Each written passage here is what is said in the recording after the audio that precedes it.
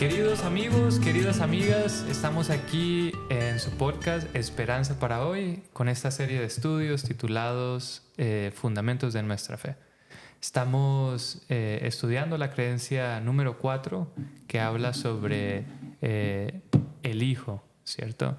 Y vamos a hacer una oración para comenzar. Tengo aquí conmigo a nuestro hermano Raudel Durán y también a nuestro hermano Sergio Cárdenas. Hermano Sergio, nos ayuda con una oración, por favor. Amén. Bueno. Querido Padre Celestial, bendito y alabado sea su santo nombre. Estamos agradecidos con usted, mi Señor, por darnos la oportunidad de poder estar en este momento reunidos para tratar unos temas de importancia que hablan acerca de su Hijo. Ayúdenos por medio de su Santo Espíritu a que todo salga bien. En el nombre de Jesús oramos, amén y amén. Amén. Muy bien, hemos estado estudiando la vida de este gran personaje, el Hijo, y hemos aprendido mucho acerca de él, ¿cierto? De su divinidad y también de su humanidad, cómo estas dos naturalezas funcionan en él, ¿cierto? Él es completamente humano, completamente divino, y lo importante que es estas dos facetas, ¿cierto? O estas dos partes de su vida para la misión que vino a cumplir, ¿cierto? El sacrificio que hizo por nosotros. Ahora vamos a estar hablando acerca de los oficios de Cristo Jesús. En otras palabras, a qué se dedicó, a qué se dedica, ¿cierto? Y a qué se va a dedicar en un futuro. Y hay 3 oficios prácticamente que menciona el Antiguo Testamento cuando hace alusión a lo que vendría a ser el Mesías. Hay 3 oficios que él iba a desempeñar. ¿Alguno recuerda estos oficios? Uno podría ser el de profeta. Así es. ¿Verdad? Sí, uno es de profeta, ¿cierto? Podemos comenzar por allí. Y sabemos que Dios le reveló a Moisés que vendría alguien, ¿cierto? Profeta les levantaré de en medio de sus hermanos, como tú, y pondré mis palabras en su boca, y él les hablará todo lo que yo mandare. Esto se encuentra en Deuteronomios capítulo 18, versículo 18. Entonces se podría decir, uno de los oficios de Jesús. Y cuando ustedes escuchan la palabra profeta, ¿cuál era el trabajo principal de un profeta? Bueno, vemos que el trabajo principal de un profeta era anunciar aquello que iba a acontecer, ¿no? Acontecimientos que estaban a futuro. Era lo que un profeta hacía y eso fue lo que Jesús vino a hacer también, ¿no? A darnos ese anuncio de los acontecimientos futuros para que nos preparáramos. Así es. Para prepararnos para que cuando llegara el momento, pues no entráramos en desconfianza, sino que ya teníamos que estar preparados, ¿no? Vemos una situación en sus discípulos que Jesús les decía a sus discípulos los acontecimientos que iban a pasar sobre él. Y cuando llegaron esos momentos, ¿qué pasó con sus discípulos? Se chasquearon, dijeron, ¿cómo puede ser posible? Entonces, tiene que tener uno mucha conexión con el profeta para poder entender las palabras del profeta, ¿no? O sea, tiene que tener uno un acercamiento, creerle al profeta lo que va a pasar, para cuando pase, pues sepamos que esto ya estaba dicho. Sí, un profeta era un canal de comunicación. De comunicación, Sí, claro. el profeta simplemente comunicaba aquello que Dios le revelaba. Y Jesús mismo dijo que pues, las palabras que él traía no eran de él, ¿cierto? Sino del Padre. Muchas veces aclaró esto. En otras palabras, él hacía esa función de profeta porque no era lo que Jesús decía, sino que Jesús prácticamente expresaba lo que el Padre le revelaba. Sí, entonces él hacía el trabajo de un profeta prácticamente. Sí, porque había profetas también que no eran de parte de Dios. Sí. Que ellos hablaban de parte propia, o sea, Sí. no era de parte de Dios. También en el Antiguo Testamento vemos muchas historias de profetas que se hacían pasar por profetas, pero que realmente no eran de parte de Dios. Y se utiliza la etiqueta de falsos profetas. Falsos ¿no? profetas, porque Sí. hablan por su propia cuenta, ¿no? No hay un respaldo ni que venga Sí. de parte de Dios, ¿no? Y había mucho engaño en esto en el Antiguo Testamento, ¿no? Vemos como los reyes tenían pues varios profetas y algunos les profetizaban para bien y otros para mal, y había toda esta confusión, ¿no? En cuanto a los profetas. Sin embargo, Dios les dijo, ¿no? Cuál eran las características de un verdadero profeta. Y Jesús cumplió con muchas de ellas, o más bien con todas de ellas. Una de las que yo creo que es más importante es que Dios dijo que si el profeta hablare y lo que dijere no se cumpliera, no le creas, ¿no? Y pues Jesús dijo muchísimas cosas que se cumplieron, como la destrucción del templo de Jerusalén en el año 70, ¿cierto? Y lo de su propia muerte a sus discípulos, cuántas veces se lo anunció antes de que ocurriera. La muerte de Pedro, ¿cierto? Muchas, muchas, muchas cosas. Y hay más por cumplirse, que Dios mediante veremos, si Él nos permite, que es la segunda venida de Él, que Él mismo anunció, ¿no? Ahora está muy de moda, pastor hermano Sergio, acerca de que se autodominan muchos, ¿verdad? Profetas. O sea, debemos de como tener cuidado, ¿no? Toda esa gente que se proclama. Número uno, a lo mejor ellos solo se dan el título, ¿no? Y eso es algo interesante, ¿no? Porque el profeta verdadero no se autodenomina profeta por él mismo, ¿no? Pero se dice mensajero. Él se proclama como mensajero de Dios, no como profeta. ¿Sí? El único que puede nombrarlo profeta es el Señor. ¿Sí? Entonces, lo que miramos nosotros acerca de los... Qué ironía, ¿no? Que el pueblo o en aquellos antepasados hacían más caso de un profeta falso que de un profeta verdadero. Claro, porque el profeta falso por lo general decía lo que le gustaba, ¿no? Porque recordemos que el corazón de aquel pueblo, ¿cómo estaba? El corazón del pueblo estaba totalmente dañado. Y ellos querían, su punto era de continuar mal, ¿sí? Entonces, pues ellos querían escuchar a un profeta que les avisara el oído y que les hiciera sentir que lo que hacían ellos estaba correcto. Pero que cuando llegaba el profeta aquel que les decía pues la verdad, ¿no? Que estaban equivocados, que les mostraba su error. Y se los mostraban con amor.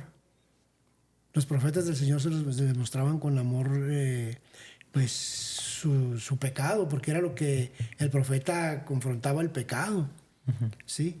Y por eso la mayoría de los profetas fueron asesinados por el pueblo. Sí, así es. Jesús mismo también fue pues asesinado, ¿no? Jesús mismo, él se llamó profeta. Si ustedes ven allí en el libro de Lucas, capítulo 13, versículo 33, dice: sin embargo, es necesario que hoy y mañana y pasado mañana siga mi camino, porque no es posible que un profeta muera fuera de Jerusalén. Hablando del mismo, ¿cierto? Entonces, no solamente tenemos textos en el Antiguo Testamento que hablan del Mesías como profeta. Jesús mismo, ¿cierto?, se llamaba profeta. Y también él dijo, no hay profeta en su propia tierra, ¿cierto? Hablando de cuando le pedían hacer milagros y cosas allí en Galilea, ¿cierto? Entonces, está claro que uno de los oficios de él era ser profeta. Pero no era el único. ¿Qué otro oficio tiene Jesús? Bueno, vemos el oficio de sacerdote, ¿no? Vemos también el oficio de sacerdote, cómo Jesús, cómo se cambió el sacerdocio, ¿no? Cómo fue que cambió el sacerdocio del sacerdocio levítico, aunque Jesús no venía de la descendencia de Aarón, ¿o sí? No venía. No venía. Y se supone que solo los que venían de la descendencia de Aarón pues podían servir en el sacerdocio, ¿cierto? Ahí en el tabernáculo. Pero pues también sabemos que antes de Aarón había, no sabemos si sacerdotes, pero por lo menos sí sabemos de un sacerdote, ¿cierto? Sí. Y este sacerdote se menciona allí en Génesis y también en Salmos. cierto 110:4, donde se habla de esta profecía, ¿cierto? De un sacerdote que existió en los tiempos de Abraham. Voy a darle lectura a Salmos 110:4. Dice: juró Jehová y no se arrepentirá. Tú eres sacerdote para siempre, según el orden de Melquisedec. Entonces, qué interesante. Dice: tú eres sacerdote para siempre, según el orden de Melquisedec. No dice según el orden de Aarón, ¿cierto? Porque la orden de Aarón, su linaje, eran los sacerdotes, ¿cierto? Pero dice: tú eres, refiriéndose al Mesías, ¿cierto? Tú eres sacerdote no según la orden de Aarón, pero según la orden de Melquisedec. Entonces no tenemos mucha información sobre Melquisedec, pero sí sabemos algunas cosas, y algunas de ellas es que Abraham, que era este patriarca llamado por Dios de una forma especial, invitado, ¿cierto?, a ser el padre de todas estas naciones, Abraham entregó a Melquisedec, rey de Salem, ¿cierto?, los diezmos y las ofrendas de todo el botín cuando fue allí a rescatar a Lot de la guerra que hubo entre Sodoma y Gomorra y las otras naciones, ¿no? Entonces, ¿de dónde salió este personaje? Es un misterio, pero lo que sí sabemos es que era un sacerdote y era mayor que Abraham, porque quien bendijo a quién fue Melquisedec. ¿Bendijo a quién? A Abraham. Y el que bendice es mayor que el que recibe la bendición, ¿cierto? Entonces, muy interesante. Y ahora podemos ver y nos damos cuenta que Jesús está como sacerdote, intercediendo por nosotros en el santuario celestial, ¿ve? Entonces, por eso cuando leímos el Salmo 110, verso 4, habla de que iba a ser sacerdote para siempre. Hablaba de un sacerdote venidero, ¿sí? Que se estaba refiriendo a Jesús. Entonces, hay algunas denominaciones que quieren, como vemos este texto que dice que es sacerdote para siempre, piensan ellos que va a ser por la eternidad sacerdote, pero sabemos que en un momento va a quitarse esas vestiduras de sacerdote y se va a poner sus vestiduras de rey. ¿Sí?